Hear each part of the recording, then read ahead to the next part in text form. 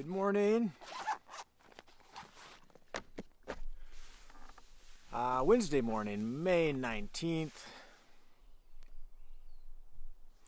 Dale and Suzanne, welcome. First names I see this morning. Good morning to you. Janisa, good morning.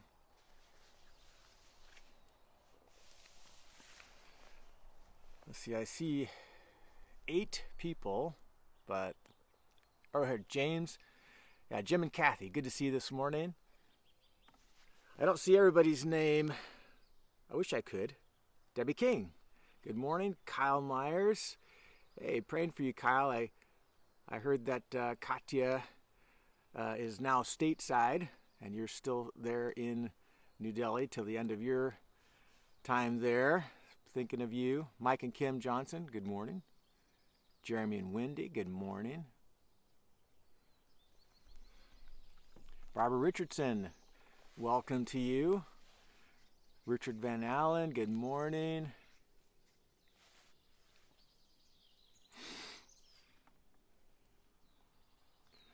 Wait for a couple others to come in.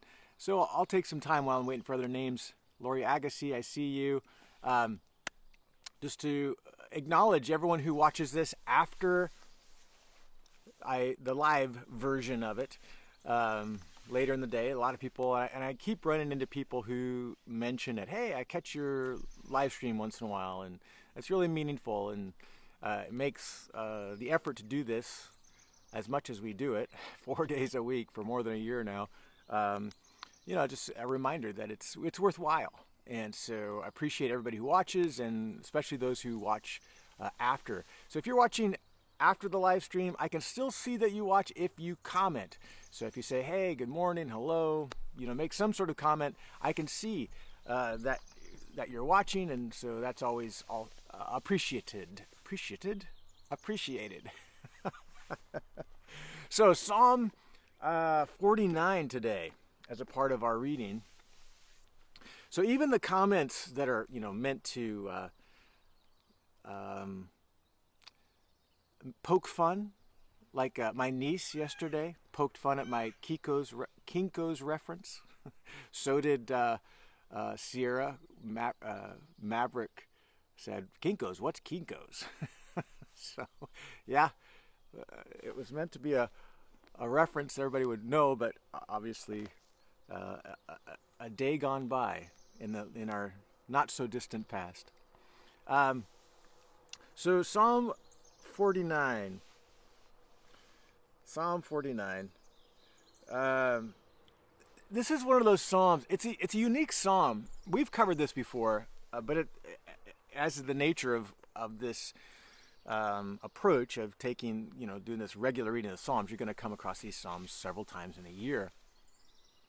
And I think it's worth pointing out that Psalm 49 is unique in the sense that it's one of the few Old Testament scriptures that point to life after death. So let me back up. There are different beliefs, theologies that are developed from Genesis to Revelation, and God gives us little bits of information, and as time goes on, those little bits of information start to stack up, and by the end we have a lot of information about a particular subject. And with regard to the afterlife, what happens after we die, the Bible is very slow in developing that belief system. So God just gives little bits of information, but then we get to the New Testament and we get a ton of information. It feels like every book of the Bible has reference to the return of Christ, the reward for believers after we die, the new heaven and new earth, the resurrection, all of these things. We have a really robust understanding of what happens after we die. Once the New Testament is written, it's one of the common themes of the writers. Whereas the Old Testament, there's relatively little written about it. God hadn't revealed a lot about what they had a definite understanding that there is something after death and that there is a reward and that there is definitely a resurrection. So that's why Christians, or not Christians, believers of the Old Testament would have these family tombs. And they didn't cremate their loved ones because they believed in the resurrection. So they had these family tombs where all of the bones of all of their ancestors would be in that tomb. And on the day that God, of the resurrection of the righteous, all of the family would be raised together. That was the hope and the belief of the Old Testament saints. But they really didn't know a lot of detail, not like we do of the New Testament. So Psalm 49 is one of those unique entire psalms that's dedicated to the hope of what happens after death versus the hope that is in this life because one believes or puts their trust in God. And so I'll just read a few. I can't read the whole psalm for sake of time, but here's some select ideas from it as a matter of our own encouragement today. Verse 1 says, "Hear this, all peoples, give ear, all inhabitants of the world, both low and high, rich and poor together. My mouth shall speak wisdom, the meditation of my heart shall be understanding. I will incline my ear to a proverb. I will solve my riddle to the music of a lyre." So the psalmist is saying, listen up. I'm about to give you something that will really, really benefit you. And it has to do with our understanding of the afterlife. And if we live in the present with this understanding, we will be considered wise. It's a part of living skillfully, which is really important to the Old Testament saint, this idea of living a wise life, living a skillful life. So here's his explanation of this great wisdom he's about to bestow on people who will benefit. This wisdom is going to benefit whether you're rich or poor in this life, whether you have it good in this life or your life is characterized by trouble.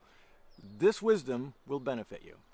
He says this, "Why should I fear in times of trouble, when the iniquity of those who cheat me surrounds me, those who trust in their wealth and boast of the abundance of their riches?" So he's already contrasting, the psalmist saying, hey, when I'm having a bad time and someone else is having a good time in this life, they're wealthy, they're powerful, they're influential, and I feel cheated and surrounded by trouble and oppressed, Why should I fear when there's this great discrepancy between people who have it good and people who don't? "Truly, no man can ransom another or give to God the price of his life. For the ransom of their life is costly. It can never suffice that he should live on forever." In other words, he's saying, we're going to have, both the rich and poor have this in common. We both die. And in fact, the writer of Ecclesiastes brings out this point that they have this in common, both rich and poor, and the beasts of the field who have no understanding. We all have this in common. We all will die. There's really no difference in that sense. It's a very humbling reality that I have all this wealth and power and riches and influence, yet I'm no different than a cow out in the field who lives its life and will one day die. I share that in common with the cow. Even though I'm so much better than the cow, right? But that's one thing we have. This is the humbling reality that the psalmist is bringing out. Verse 10, "For he sees that even the wise die," the wise and the fool and the stupid alike must perish. So whether you're really wise or you're, a fool, you have something in common. You're both going to die.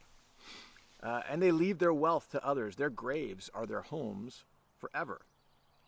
So why is this helpful in the psalmist's eyes? Why is this wise that we have to understand this reality? He's going to make this point that if you live in this life with all the wealth and wisdom and influence, yet don't put your trust in God, at your death, your wealth will do you no good. Whereas the poor and the troubled and the oppressed, if you place your faith in God, death is not the end for you. God will raise you up, and you have the benefit of eternal life.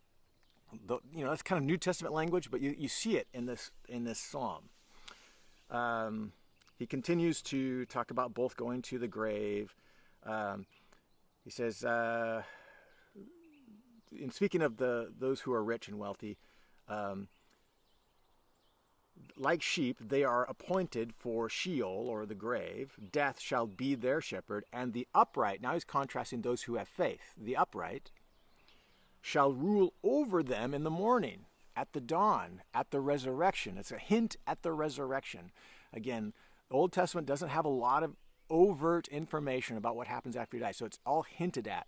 It's the grave, the pit, Sheol, or the morning, which is a kind of a vague reference to the resurrection.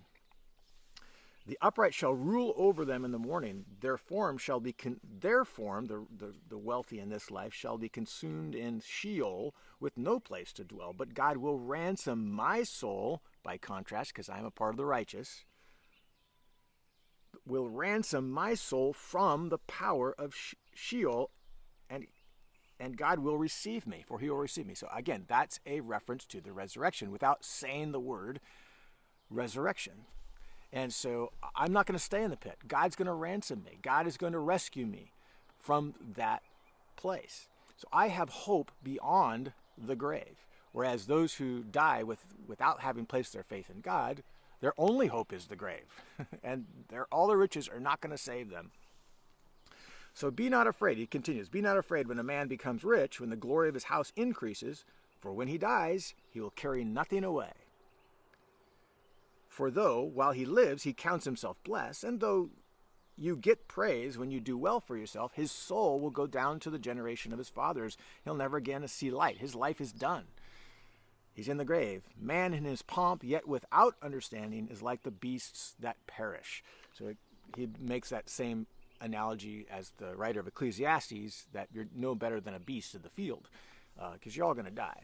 And so why is this such wise living? Why is this so important for us to understand? Because the decisions we make and the hope we have in this life is not in this life alone. We have to understand that one day we are going to face our Creator. We're going to meet our Maker, right? And we are going to face judgment. And God, in the end, makes all things right.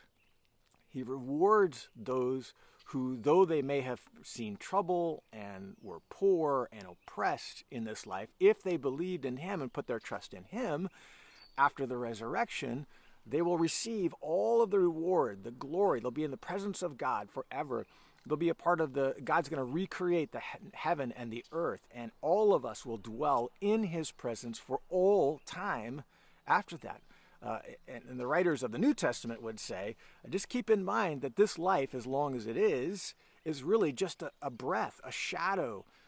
It's a mist that's here for a moment and gone the next, relative to eternity, which it can't be measured. It's so long. It's just going to go on and on and on, and we are going to be in that state with our resurrected form, our resurrected body, just like the resurrected body of Christ, in God's presence forever receiving the benefit and reward of faith. This is being hinted at, that they believed this too in the Old Testament, though most of the Old Testament is written around the idea that God, if you love me, you're going to bless me in this life.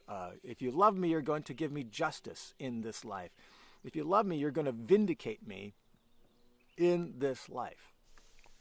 But they also believed, though they didn't have a lot of information to work with, that ultimately, if I'm not vindicated in this life, if I just see trouble in this life and I'm observing other people who have it really good, but they're not honoring God, in the end, God will make it right. In the end, I won't stay in the grave. I will be resurrected. And so this is the hope that we have. So for those who are rich and powerful and influenced, this is a humbling idea. Remember that you are mortal. One day you will face death. And your riches are not going to do you any good. So make sure that you're honoring God.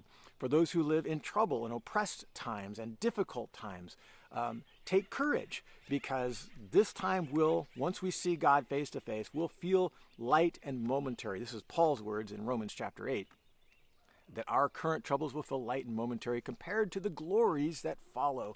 And Paul referring to God's rescue of us at the resurrection. And so this is what Psalm 49 is saying. And hey, if you're really wise, you will gain this understanding and you will live by it. Don't think too much of yourself when you have it good, and take comfort when it's bad. That one day, you will see God face to face, and all things will be made right. This is why it's so important for us. This is a core belief of every believer, is that our hope isn't in this life. Our hope is in the next life, because in the next life there's no pain, no sorrow. We are in the presence of God forever, and we will receive the eternal reward of our faithfulness. So we can endure whatever this life brings, and we should humble ourselves when things are going good. When we are experiencing the goodness of this life, we should remember that one day we will also see God, and we should humble ourselves and serve Him above all. So I pray that is an encouragement today on this Wednesday, May 19th, and we'll see you again tomorrow morning.